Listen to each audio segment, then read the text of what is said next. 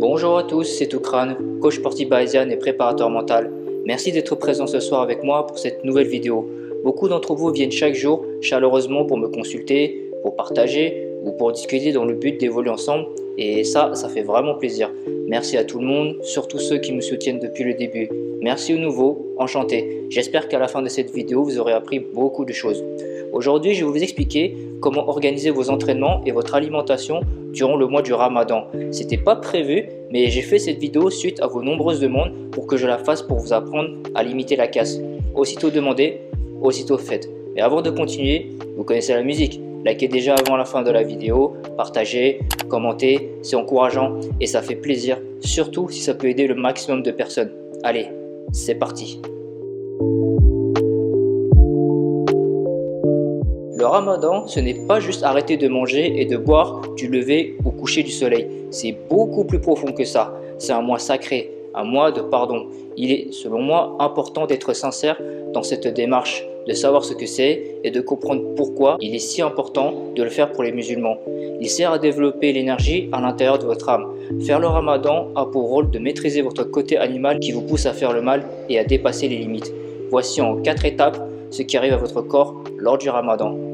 Première étape, au cours des 2 premiers jours de jeûne, votre niveau de sucre dans le sang et votre pression artérielle diminuent. Le corps est dans une phase où il commence un processus de nettoyage et c'est en général la période la plus difficile parce qu'en fait il peut arriver que vous ayez des maux de tête, des étourdissements, des vertiges, des nausées et une sensation de faim intense. Deuxième étape, votre corps commence à s'habituer au jeûne et votre système digestif est maintenant en mesure de se reposer. Il faut savoir que le système digestif se concentre sur le nettoyage du corps et de la guérison de vos cellules. Troisième étape, votre niveau d'énergie aura augmenté. Votre cerveau aura plus de facilité à se concentrer et vous aurez une augmentation de votre bien-être. Le processus de guérison de votre corps devient plus efficace et ainsi, votre corps répare les cellules endommagées. Durant cette étape, le foie, le côlon, les reins, les poumons et la peau sont détoxifiés. Quatrième étape, au cours des derniers jours du Ramadan, votre corps est maintenant habitué au processus de jeûne et vous bénéficiez d'une meilleure énergie, d'un meilleur sentiment de bien-être, d'une meilleure mémoire et d'une meilleure concentration. Durant cette étape, les organes finissent leur processus de guérison et une fois que toutes les toxines sont éliminées, votre corps est capable de fonctionner à sa capacité maximale.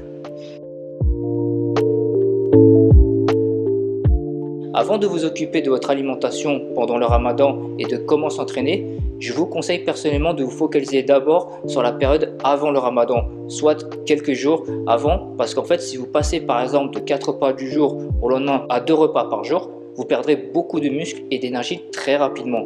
Je vous conseille de commencer à intégrer des petites périodes de jeûne, par exemple de 11h à 19h, tout en continuant à boire pendant une semaine avant de commencer le Ramadan. Cela permettra à votre corps de s'habituer et de descendre tout doucement plutôt que d'un coup lui imposer ce stress de manière brutale. Et la transition sera beaucoup plus simple et supportable pour vous tout en ayant un peu plus d'énergie. Essayez de respecter votre apport calorique ainsi que la quantité de protéines journalier que vous consommez habituellement. Pour le repas du matin, votre repas doit être consistant et très protéiné pour tenir la journée. Buvez également beaucoup d'eau le matin, même si c'est dur parce que c'est très important pour hydrater le corps au maximum. Pour la rupture du jeûne, mangez doucement et n'ayez pas les yeux plus gros que le ventre. Votre apport calorique ne doit pas être brutal, sinon vous aurez un gros coup de mou. Cela doit être un repas léger et facilement assimilable, surtout si vous entraînez juste après. Buvez peu, mais régulièrement et non pas jusqu'à avoir mal à l'estomac. C'est normal de manger des plats traditionnels, mais il est aussi important d'éviter les aliments industriels et ultra transformés. Étant donné que vous n'avez finalement que quelques heures pour manger et boire, vaut mieux bien utiliser ce temps en mangeant des aliments sains et équilibrés qui vous permettent justement d'avoir une bonne répartition de vos macronutriments et de vos apports en vitamines et minéraux, tout en buvant beaucoup d'eau et éviter les aliments qui déshydratent votre corps. Pour le repas du soir, comme pour le repas du matin, c'est le deuxième gros repas de la journée. Il doit être équilibré et buvez encore progressivement de l'eau pour réhydrater votre corps. L'objectif à cette période ne sera pas la performance ni la construction musculaire, mais sera justement de limiter la casse et de préserver le maximum de muscles. Donc pour ça, il faudra vous entraîner juste assez pour dire en fait à votre corps que vos muscles servent encore. Évitez de vous entraîner beaucoup et de manière intensive.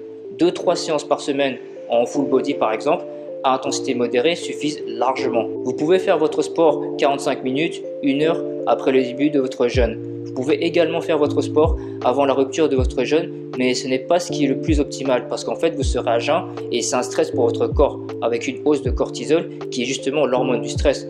Donc faire du sport en plus qui est aussi un stress va favoriser encore plus la dégradation des protéines musculaires pour faire de l'énergie. Du coup, votre corps sera sans énergie disponible pour la séance et ira puiser directement dans le gras, mais surtout aussi dans vos muscles pour fournir de l'énergie. Et ça, ce n'est pas ce qu'on veut. Quand vous avez assimilé de l'énergie rapide via votre repas léger et facilement assimilable lors de la rupture du jeûne, là vous pouvez faire votre sport 20-30 minutes après la rupture du jeûne. C'est le moment idéal pour vous entraîner. En conclusion, le ramadan est un mois sacré très important pour les musulmans et il est préférable de ne pas s'y préparer physiquement et mentalement à la dernière minute. Pour pouvoir le pratiquer dans les meilleures conditions, c'est toute une organisation à avoir niveau entraînement et nutrition. Faites-vous plaisir, mais n'oubliez pas de varier vos plats et d'éviter les excès. Tout ce que je viens de vous dire dans cette vidéo sont une base. Après, chacun a un corps et une endurance différentes. Faites comme bon vous semble en écoutant votre corps. Il n'y a pas vraiment de règles. Au final, juste des recommandations. Si vous avez trouvé cette vidéo intéressante, n'hésitez pas à me contacter si vous avez besoin d'un coaching 100% personnalisé et sur mesure par mes soins. Sachez que ma spécialité est la personnalisation, c'est-à-dire concevoir des suivis en nutrition, entraînement, préparation mentale et développement personnel, adaptés et individualisés au fur et à mesure de votre progression. Cette vidéo est maintenant terminée, mais avant de partir, je vais vous laisser sur ce message. La religion, c'est un choix personnel, c'est avoir la foi, c'est un choix du cœur entre le croyant et son Dieu. Personne n'a le droit de vous obliger à le faire, tout comme vous ne devez obliger personne à le faire également. Si vous vous imposez votre religion, vous trahissez ce que votre foi vous dit, tout en scellant le cœur de la personne au rejet.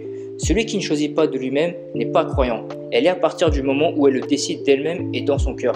Ne reprochez jamais les actes que les autres ne font pas, alors que vous-même, vous n'avez pas le comportement qui va avec. Un bon croyant, selon moi, est celui qui sait bien se comporter, autant dans sa façon de parler, dans son comportement et dans ses actes. Il n'a pas besoin de dire aux gens d'être, il montre juste le bon exemple. Quand il aide quelqu'un, il le fait par amour et non par ego pour montrer aux gens qu'il est supérieur. Le comportement, c'est la base de tout. La religion aide à comprendre sa mission sur terre et à nourrir son âme. Servez-vous de la période du Ramadan, non pas pour gagner en masse musculaire, mais pour renforcer votre lien entre vous et Dieu. Prenez tous soin de vous, bon Ramadan à ceux qui le feront, et à très bientôt.